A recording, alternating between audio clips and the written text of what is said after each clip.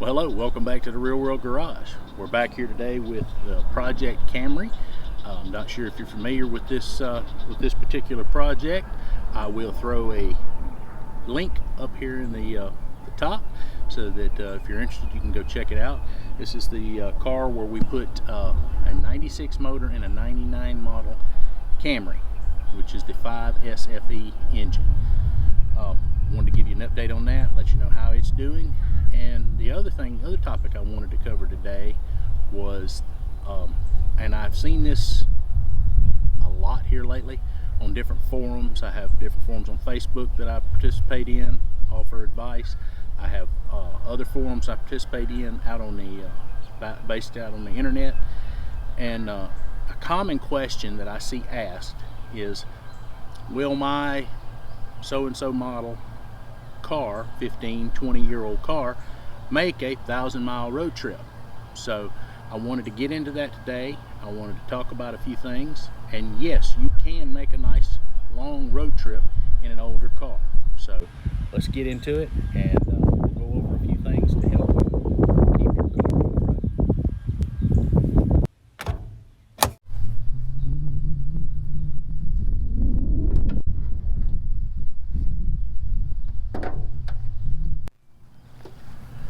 Alright, first let's talk about the Camry update. I am about 1,000 miles in since having put that 96 motor in the 99 Camry. I have only come up with 2 minor issues, and one, I have a check engine light, and it is for an evaporative emissions code, and there's probably a vacuum switching valve somewhere that may not be working correctly, or it could be the charcoal canister, one of the valves and switches in the rear by the gas tank. Has no effect on reliability, has no effect on its ability to go up and down the road. So we're going to be looking into it, and we're going to be working on trying to get it fixed, but at this time we're going to let that ride. And the other minor issue that we had is the power steering belt is just a tiny bit loose. It does want to try to squeal when you're first crank it up and go to turn the steering wheel. That is not uncommon after you put new belts on one, that you have to go back in after you've driven them a little ways and readjust the belts. So we're gonna eventually do that as well. And as far as the reliability of this Camry, I have taken 2 trips that were approximately 100 miles in each direction and come back. Air conditioner blew cold. Car drove perfectly smooth, perfectly straight. I've had no issues with the car. So there's your update on that. Car's doing great, and I don't see any reason why it won't continue to do great. I have no oil leaks, no coolant leaks, and everything's doing great.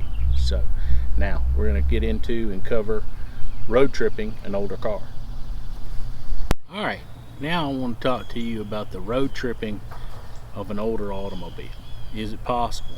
I think it is, if you have maintained your vehicle all the way through its life, or you have purchased a vehicle from somebody who has taken the time to make sure that it was well maintained, and you have those service records. There should be no reason that you can't take an older car on a longer trip. Now, this little manual right here, the owner's manual, it comes with every automobile sold on the road today. If you will strictly follow what they suggest that you do to your automobile, just from this manual alone, your vehicle will remain safe and reliable throughout its life. I jotted down a few notes, a few things that I wanted to talk about to keep in mind.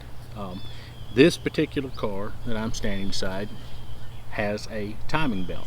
Not all automobiles out there will have a timing belt, and so this may not apply to your particular vehicle. But most of what I talk about today will apply to almost every vehicle. But in the case of this vehicle, you have the timing belt. Okay, timing belt should be serviced depending upon what the owner's manual said, between 90 to 100,000 miles. Some may be more, some may be a little less, but that is a general rule, 90 to 100,000 miles. If you were in that window and have kept it serviced, there should be no reason that you shouldn't be able to scratch that off your list as a reason why you can't. If it's been done, you're good to go. Have you had the belts and hoses at least minimum inspected? Have you had your belts and hoses, if you've had them changed, and you can refer back to your service records and see where they've been done, you should be good to go. Have you maintained the coolant system? Particularly if your road trip will be taking you into, say you're going to go into the Southwest, where the average daily temperatures in the Southwest can reach 120 degrees. Or say you're going into the mountains and you're going to be doing a lot of hilly mountain climbing, a lot of long grade pulls. It's very strenuous, very difficult on a cooling system. Have you kept your cooling system flushed and serviced with fresh coolant and made sure that the radiator's been kept clean? If that's okay, check that off your list. You should be good to go. Transmission service. That is another one that if you're going to take a trip where you have extreme heat, or you're going to be doing mountainous driving, which can create the extreme heat from the long grade pulls, have you kept your transmission serviced? General rule of thumb, now with the new synthetic fluids, they're suggesting 60 to 75,000 miles. If you've stayed on top of that, check that off your list. You're good to go. You kept your air filter serviced. Okay, if your air filter's been kept serviced, that helps prevent premature engine wear. It helps keep the dirt out of your engine, which is critical for longevity, to make sure that for your engine life, is to make sure that you have a good air filter. You just want to go and look back at your service history when you're considering making a long road trip in the automobile. One other thing to take into consideration, and a lot of people don't realize this, is your tires. If you have a vehicle that you possibly don't put a lot of miles on per year, but your tire tread wear is not excessive, and you still have tires that have plenty of good tire tread, but let's say those tires are 6, 7, maybe even 8 years old, that's probably not a good idea to take on a long road trip. Sustained speeds, sustained highway speeds, and temperature will make a tire that is getting older fail. As the tire ages, the petroleum that the tire is made with begins to leach out of the tire, and the tire begins to break down. So the integrity of the tire from inside out could be going away, and they look perfectly good on the outside. So that's another thing to consider, is to your age of your tires.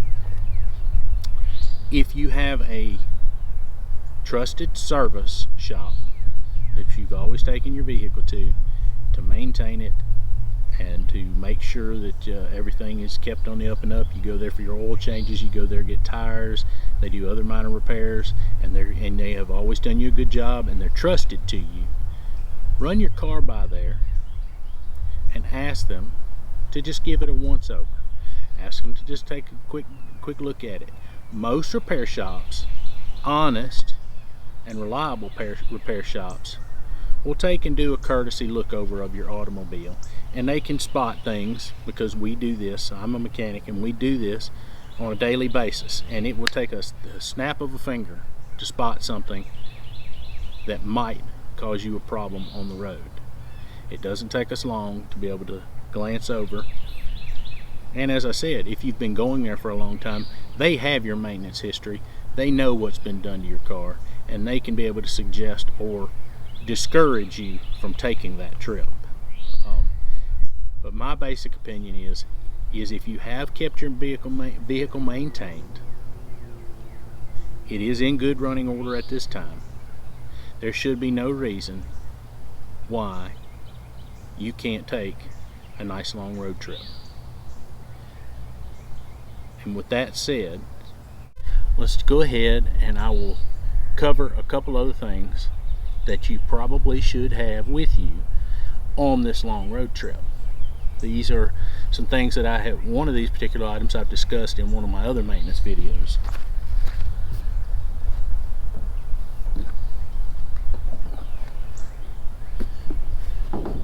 This is the Stanley Fat Power It. This is a portable air compressor. It has USB charge ports. It is a jump pack, and it will also test your alternator. This is a very handy item to have on the road. I think everybody should have one. I will throw a link in the description so that if you're interested in looking at this, there's many different manufacturers, and Stanley Fat just happens to be the one that I purchased and have been very satisfied with it. I would suggest that you bring a funnel, grab an old towel so that you have something to wipe off dipsticks, wipe your hands, because what I'm about to tell you or suggest is you should bring extra coolant, you should bring extra engine oil, and depending on what kind of transmission fluid your automobile takes, you should bring some extra transmission fluid. My vehicle happens to use the same transmission fluid as it does the power steering fluid. So if your vehicle isn't that way, I would suggest you also bring a bottle of power steering fluid. Now, this is a good regimen for you to begin to follow. I encourage people that at minimum of once a week, when you before you crank your vehicle, to go out, open the hood, check your coolant, check your engine oil, then crank the vehicle up. And if your vehicle still is equipped with a transmission dipstick, that you should check your transmission fluid. It's a good time to look at your brake fluid. It's also a good time for you to check your power steering fluid. Do a general look around under the hood of your vehicle. Okay? If you're under your hood a minimum of once a week as a general rule, you will notice if you have a leak, something begins to look out of place, something doesn't look quite right, you will already be associated with what it's supposed to look like under your hood, so that when you do open it and there is a problem, you can identify it and get it rectified before it becomes a big problem. Now, if you're going to take that 1,000-mile road trip and you have all your items with you, okay, every time you stop to refill the car with gas, open the hood, at least check the oil, look around underneath, eyeball your power steering fluid, check your brake fluid, stick your head underneath, look for any other wet spots other than your air conditioner condensation that could be dripping out. It is summer this time of the year, but you'll be just kind of giving an overall look. And like I said, if you have begun to do this process with an older vehicle all along, you will know immediately that you're beginning to have a problem and can address it and fix it or take care of it before it becomes a major problem. So do not at any time while you're on the road getting gas open the coolant. Do not open your radiator while it's hot. You will get burned. Okay? While you're on this trip, before you crank your vehicle for the day, that is when you should check your coolant. Okay? Not after the vehicle has been cranked and run and gotten to operating temperature. You will get hurt trying to check your coolant. So don't do it. Check it in the morning before you strike out for your day's driving and make sure it's full. Okay? I hope this video has been helpful to you and helps you make a nice, long, safe road trip. Watch another one of my videos coming on the screen now.